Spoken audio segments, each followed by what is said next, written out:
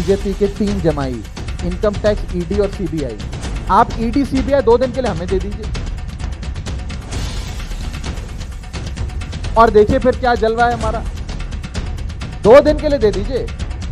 हमारे 2 मंत्री जेल में हैं, सत्येंद्र जैन और मनीष सिसोदिया। सत्येंद्र जैन वो शख्स जिसने दिल्ली में मोहल्ला क्लिनिक की अस्पताल शानदार बनाया, और मनीष सिसोदिया जिसने 18 लाख बच्चों को अच्छी शिक्षा देकर उनका भविष्य बदल दिया। तो दोनों शख्स अपने आप में एक संस्था है, इंसान नहीं है, संस्था है। आज अगर सत्येंद्र जैन और मनीष सिसोदिया बीजेपी ज्वाइन कर लेते हैं तो क्या उनके खिलाफ ये सारी जांचें रुक जाएंगी और वो जेल से बाहर आ जाएंगे, हाँ या ना? नहीं, ये तो बीजेपी वाले बता सकते हैं, मैं कैसे आप मुझे बताइए, मैं उदाहरण देता हूं। क्या मनीष सिसोदिया दिल्ली के उप मुख्यमंत्री और सत्येंद्र जैन दिल्ली के हेल्थ मिनिस्टर जो थे अब नहीं है, दोनों भारतीय जनता पार्टी में शामिल होंगे? ये एक बड़ा सवाल, अहम सवाल। ये हम नहीं पूछ रहे हैं, बल्कि खुद आम आदमी पार्टी के राज्यसभा सांसद राघव चड्ढा ने एक चैनल पर यह सवाल खड़ा किया है कि अगर क्या ये दोनों भारतीय जनता पार्टी में शामिल हो जाए तो इनके सारे दाग, सारे पाप खुल जाएंगे, मिट जाएंगे, खत्म हो जाएंगे। गोदी मीडिया के एंकर के कैसे आंख दाएं बाएं होने लगे और किस तरीके से उनके भौएं चलने लगे और कैसे चेहरे का रंग बदल गया, दोस्तों ये सवाल पूछने के बाद इस वीडियो में देखिए। आप ईडी सीबीआई 2 दिन के लिए हमें दे दीजिए और देखिए फिर क्या जल रहा है हमारा। 2 दिन के लिए दे दीजिए। तीसरी चीज, जब प्रधानमंत्री मोदी जी गुजरात के मुख्यमंत्री थे तो वो कहा करते थे कि सीबीआई से ज्यादा कॉम्प्रोमाइज्ड संस्था कुछ नहीं है। उस समय उन्होंने नाम दिया था, सीबीआई का मतलब सेंट्रल ब्यूरो ऑफ इन्वेस्टिगेशन नहीं है, सीबीआई का मतलब कांग्रेस ब्यूरो ऑफ इन्वेस्टिगेशन है। मैं आज पूछना चाहता हूं, आज सीबीआई ईडी क्या है? वो सही कहते हैं, वो एक जो नेता वो कहते हैं कि बीजेपी के 3 जमाई, इनकम टैक्स, ईडी और सीबीआई।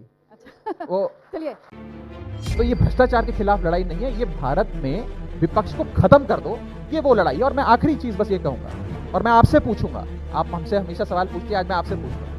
नहीं, हमारे 2 मंत्री जेल में, अब सारे राजनीतिक दल सवाल पूछते हैं एंकर से, हमारे काम हो गया है। अर्चना जी, हमारे 2 मंत्री जेल में हैं, सत्येंद्र जैन और मनीष सिसोदिया। सत्येंद्र जैन वो शख्स जिसने दिल्ली में मोहल्ला क्लिनिक की अस्पताल शानदार बनाया, और मनीष सिसोदिया जिसने 18 लाख बच्चों को अच्छी शिक्षा देकर उनका भविष्य बदल दिया। ये दोनों शख्स अपने आप में एक संस्था है, इंसान नहीं है, संस्था है। आज अगर सत्येंद्र जैन और मनीष सिसोदिया बीजेपी ज्वाइन कर लेते हैं तो क्या उनके खिलाफ ये सारी जांचें रुक जाएंगी और वो जेल से बाहर आ जाएंगे, हाँ या ना? नहीं, ये तो बीजेपी वाले बता सकते हैं, मैं कैसे आप मुझे बताइए, मैं उदाहरण देता हूं। असम के बहुत बड़े नेता हैं, उनको राजनीति का चाणक्य कहा जाता है, हेमंत बिस्व शर्मा। जब कांग्रेस पार्टी में थे, भ्रष्टाचार के आरोप लगे, ईडी सीबीआई ने जांच शुरू कर दी। कांग्रेस पार्टी छोड़कर बीजेपी में आ गए, सारी जांचें बंद हो गई। शुभेंदु अधिकारी ममता बनर्जी की पार्टी में हुआ करते थे बंगाल में। शारदा चिट फंड स्कैम के प्राइम अक्यूज कहे जाते थे। बीजेपी ने खूब प्रेस कॉन्फ्रेंस उनके खिलाफ करी, खूब आरोप लगाए। सीबीआई ईडी ने मुकदमे दर्ज कर दिए। उन्होंने ममता बनर्जी की पार्टी छोड़कर बीजेपी ज्वाइन कर ली।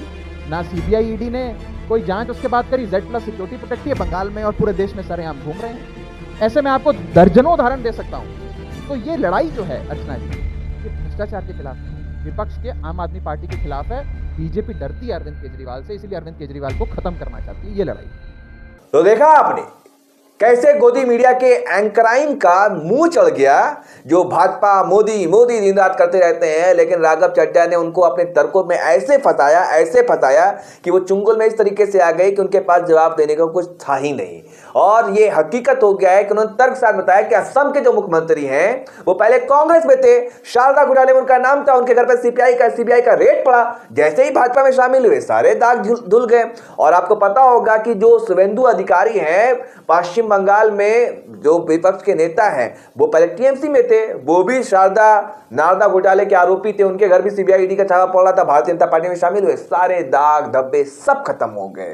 तो इधर से भाजपा में शामिल हो, उधर से सारे पाप मिट जाएंगे। यही सवाल पूछा राघव चड्ढा ने। इस पर आपकी क्या राय है, कमेंट कर जरूर बताएं। वीडियो पसंद आए तो ज्यादा से ज्यादा शेयर करें। धन्यवाद।